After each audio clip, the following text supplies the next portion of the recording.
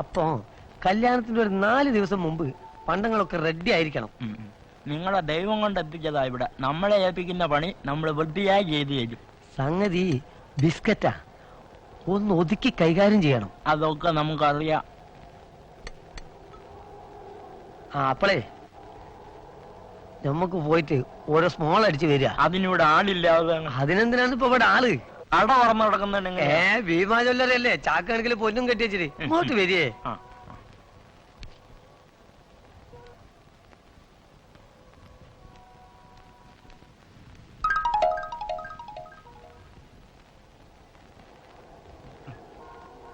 എന്റെ കർത്താവേ. വന്നാട്ടെ വന്നാട്ടെ. തട്ടാരെ ഒന്ന് തൂക്കണം. തൂക്കാനാണല്ലോ ഞാൻ ഇവിടെ ഇരിക്കുന്നത്. ഇയാൾ ആര്? സുപ്രീം കോടതി ജഡ്ജിയോ തൂക്കാൻ? പ്രശ്നാക്കണ്ട. ഇതിന്റെ തൂക്കം അറിഞ്ഞിട്ട് വേണം ഇവരുടെ ഒരു പ്രശ്നം തീർക്കാൻ. ആരുടെ പ്രശ്നം? ഇവര് തമ്മിലുള്ള ഒരു പ്രശ്നം. ഇവർക്ക് എന്താ പ്രശ്നം? ഇവർക്ക് പ്രശ്നമൊന്നുമില്ല. അപ്പൊ പിന്നെ തനിക്ക് എന്താ പ്രശ്നം? എനിക്ക് പ്രത്യേകിച്ച് പ്രശ്നമൊന്നുമില്ല. എന്നാ പ്രശ്നമുണ്ട്. ഒരു പവന് 1 ഗ്രാം കുറവുണ്ട്. ഇപ്പൊ എന്താ ഉണ്ട് വില? 2400 രൂപ. ഇതിനെന്ത് കിട്ടും? അപ്പോ 300 പോയിട്ട് 2000 രൂപ, അത്രേ ഉള്ളൂ. 2000ന്റെ പകുതി 1000 രൂപ ഞാൻ തരാം. ചെയിൻ എനിക്ക് വേണം. അത് വേണ്ട, 1100 രൂപ ഞാൻ തരാം. ചെയിൻ എനിക്ക് വേണം. നിങ്ങൾ തമ്മിൽ വഴക്കും വയ്യാവലും ഒന്നും വേണ്ട. ആ സ്വർണ്ണമാല ഇങ്ങോട്ട് തന്നേക്ക്. ഞാൻ അതിന് 2200 വന്നേക്കാം. അത് വേണ്ട, അത് വേണ്ട, അത് വേണ്ട. ഇത് വലിയ മെനക്കെടായല്ലോ. തട്ടാർക്ക് ജോലി ചെയ്യണ്ടേ? നിങ്ങളൊരു ധാരണയിൽ എത്തണം പ്ലീസ്. നിങ്ങളുടെ പേരെന്താണ്? സുഗുണൻ. മിസ്റ്റർ സുഗുണൻ, ഒരു 1000 രൂപ എന്നിട്ട് ചെയിൻ. അത് വേണ്ട, 1000 രൂപ ഞാൻ തരാം. അങ്ങനെയാണെങ്കിൽ നിങ്ങൾ എടുക്കണം. അങ്ങോട്ട് കൊടുക്കണം. എന്നാ പിടി. എനിക്ക് എന്തെങ്കിലും തരണേ. അയ്യോ പാവം തട്ടാര്, തൂക്കിയ ആളല്ലേ. ഒരു 25 റുപ്പീസ് കൊടുക്കണം. കൊടു. ഇയാളും തരാൻ പറ. നിങ്ങളും കൊടുക്കണം. പോട്ടെ. ഓക്കെ. കോൾ അടിച്ചില്ലേ? സന്തോഷമായല്ലോ. പോയട്ടെ. എനിക്ക് തന്നെ. എന്നാ പിടി. അലിപ്പഴം പോലെ ഞാവൽപ്പഴം പോലെ 1000 പൊൻപണം വീണ് കിട്ടി. 5 രൂപക്കുള്ള മുക്കുപണ്ടം കൊണ്ട് 1000 പൊൻപണം വീണ് കിട്ടി. നക്കി നക്കി വായടക്കട നശിപ്പേ. നമുക്ക് പലിശക്ക് പണം കടം കൊടുത്താലോ? ബ്ലേഡ്. ആൾക്കാരെ പറ്റിക്കുന്ന പണിക്ക് ഞാനില്ല. ഞാൻ എന്റെ ഐഡിയ പറയാം. തൊഴിലിൽ നമ്മളെ സഹായിക്കുന്ന പോലീസുകാർക്ക് കൊടുത്താലോ? അത് പണ്ടായിരുന്നു. പോലീസുകാർ ഇപ്പൊ 10 പൈസ കൈക്കൂലി മേടിക്കില്ല. അതറിയോ നിങ്ങക്ക്? എന്താലേ നമുക്കൊരു ഗോഡൌൺ വാടകയ്ക്ക് എടുത്തിട്ടാലോ? അടിച്ചുകൊണ്ടുവരുന്ന സാധനങ്ങൾ സൂക്ഷിക്കാൻ. എന്തിനാ ഗോഡൌൺ? ഒരു വീടായിക്കൂടെ? ഒരു ഓഫീസറും കൂടിയിട്ട്. ഓഫീസ് എന്തിനാ? നമ്മളെ കാണാൻ വേണ്ടി പോലീസുകാർ വരത്തില്ലേ? ഓഫീസേഴ്സ്. അവരെയൊക്കെ സ്വീകരിച്ചിരുത്താൻ. എടുത്ത മണ്ടത്തരെ പറയൂ. നമുക്ക് പെറ്റീഷൻ എഴുതണ്ടേ? അതിനാ ആശാനെ, ആശാൻ പറഞ്ഞതുപോലെ ആദ്യം ഒരു വീട് സെറ്റപ്പ് ചെയ്യാം. വാടക വീട്. കിടപ്പാടമാണ് പ്രധാനം.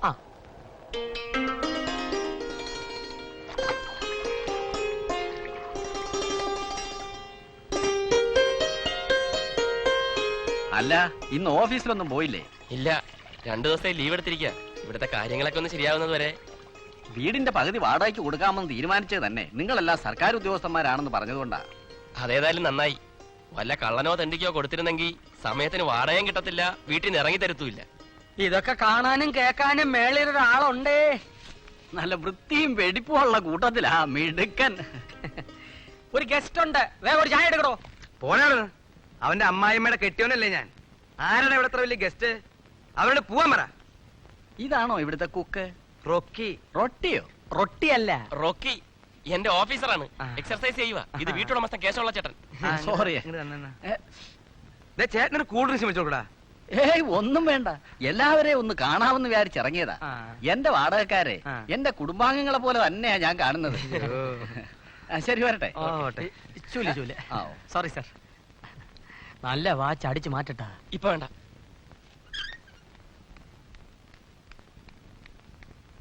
ഇനി നമ്മുടെ ഭാവി പരിപാടികൾ എന്താ? ഭാവി പരിപാടികൾ ഞാൻ പറയാം. ഇത് പുഴുങ്ങുക, ഇഡ്ഡലിയാക്കുക, സാമ്പാർ ഊട്ടി വിഴുങ്ങുക.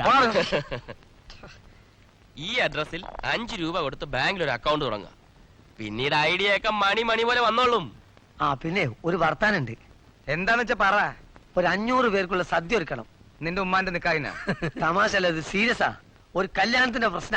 എന്ത് പ്രശ്നം? നേരത്തെ ഏറ്റിരുന്ന വെപ്പുകാര് കാലു മാറി. അതിനിപ്പോ നമ്മളെന്ത് ചെയ്യാനാ?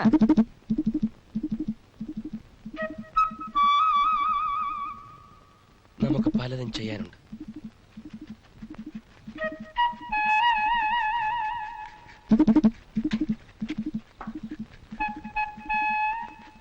വീട്ടിലാരൊക്കെ ഉണ്ട്? ഭർത്താവും മക്കളൊക്കെ ഉണ്ട്. ഫാമിലി ലൈഫ് എങ്ങനെ? അങ്ങനൊക്കെ തന്നെ. ദഹനക്കാരൻ ഗോവിന്ദനാശാന്റെ എന്റെ മുത്തശ്ശനാ.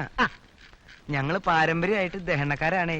ഇങ്ങനെ തെക്കേ കോവിലത്തെ കൊച്ചി തമ്പുരാട്ടിയുടെ കല്യാണത്തിന്റെ ഉവ്വ്. ആ അടപ്രഥമന്റെ സ്വാദ് ഇപ്പോഴും എന്റെ നാക്കിലുണ്ട്. ആഹാ. ആ ഇപ്പൊ മനസ്സിലായി നമ്മളാരണാവോ? ഞാനോ ആ. വധുവിന്റെ അപ്പൂപ്പന്റെ കുഞ്ഞമ്മയുടെ നാത്തൂന്റെ അടപ്രഥമൻ തിന്നാൻ വന്ന ആളല്ലേ? ഒന്ന് നിർത്തണ നേരെ. കൊറേ നേരായി പല്ലില്ലാണ്ട്. ആ ഡാ പൂട്ടാ, ഉം? ചരക്ക് റെഡിയായി. എണ്ണ എടുത്തിട്ട് വാ. ഏ? എണ്ണ എടുത്തിട്ട് വരാൻ.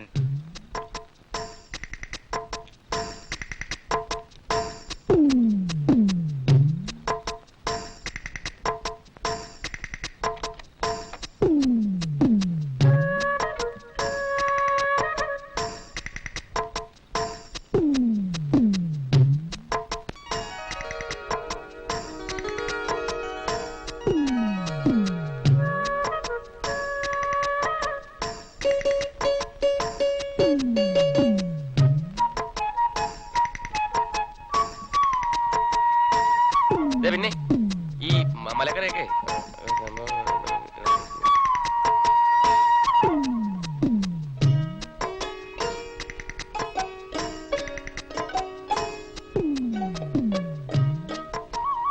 നേരെ ആ ആ ചരക്ക് അടുപ്പേ കയറാൻ പറ. ആ ദേ ഇതൊന്ന് പിടിച്ചേ. അല്ല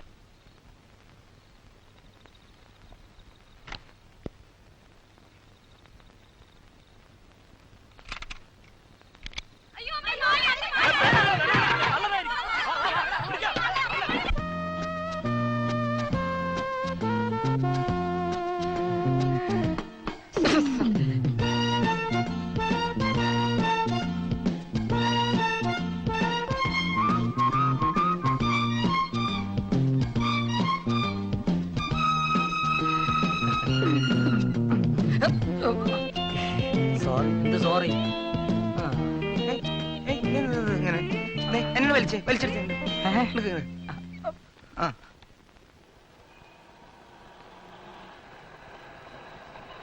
ബാലു ഏ?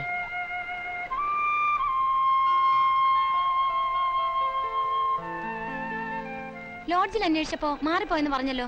എന്നിട്ടെന്താ എന്നെ അറിയിക്കാത്തത്? അത് പിന്നെ ബോംബെ നിന്ന് ഒരു ലോഡ് മെഡിസിൻ എത്താനുണ്ട്. ഇന്നോ നാളെയോ എത്തിയാലുടനെ നീതുവിനെ ഒന്ന് കാണാനിരുന്നാ. എന്നാൽ ഇപ്പൊ കണ്ടത് കാര്യമായി. ഒരു വിശേഷമുണ്ട്. എന്താ നീതു? നാളെ എത്ര തീയതി? നാളെ 9. ഇനി പറയാമോ? 9. മണ്ണാങ്കട്ട. നാളെ എന്റെ പിറന്നാളാ, ബർത്ത്ഡേ. ഓ, ഞാനതങ്ങ് മറന്നുപോയി. Many happy returns of the day. Thanks. പറഞ്ഞോളൂ, പാർട്ടി തരാം. എവിടെ വെച്ച് വേണം? ആ, ബാലു ഇപ്പൊ എവിടെ താമസിക്കുന്നത് പറഞ്ഞില്ലല്ലോ. അതിപ്പോ ഞാൻ 2-3 ഓഫീസേഴ്സുമായിട്ട് ഒരു വീടെടുത്ത് ആ, താമസിക്കാം. എന്നാ പാർട്ടി വീട്ടിലാക്കാം. അയ്യോ, അത് വേണ്ട. അവരൊരുമാതിരി നമ്മളെക്കാൾ പ്രായ കൂടുതലുണ്ട്. കമ്പനി ശരിയാവില്ല. അതൊക്കെ ഞാൻ ഡീൽ ചെയ്തോളാം. നീതു, നമുക്ക് വേറെ എവിടെയെങ്കിലും വെച്ച് നടത്താം. വേറെ എവിടെയും വേണ്ട, ഇത്തവണ ബാലുവിന്റെ വീട്ടിൽ മതി. ഓക്കെ? ഓക്കെ.